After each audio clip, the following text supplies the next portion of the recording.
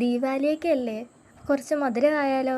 അപ്പോൾ ലഡു തന്നെ ഉണ്ടാക്കാം. എങ്ങനെയാണ് ഉണ്ടാക്കുന്നത് നോക്കാം.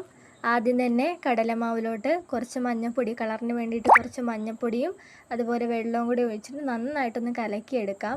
നമ്മൾ പഴംപൊരിക്കൊക്കെ കലക്കില്ലേ, ആ ഒരു രീതിക്ക് നമുക്ക് കലക്കിയെടുക്കാം.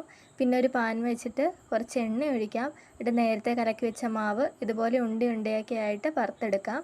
അതൊരു മിക്സിയുടെ ജാറിലിട്ട് നന്നായിട്ടൊന്ന് ക്രഷ് ചെയ്തെടുക്കാം. നന്നായിട്ടൊന്ന് അരഞ്ഞു പോകണ്ട, ഒരു ചെറിയ തരി പോലെ അരച്ചെടുക്കാം. ഞാനിവിടെ 2 ട്രിപ്പായിട്ടാണ് അരച്ചെടുക്കുന്നത്. ഈ ഒരു പരുവത്തിന് വേണം നമ്മൾ അരച്ചെടുക്കാൻ വേണ്ടിയിട്ട്. പിന്നെ വേണ്ടത് പഞ്ചസാര പാനിയാണ്.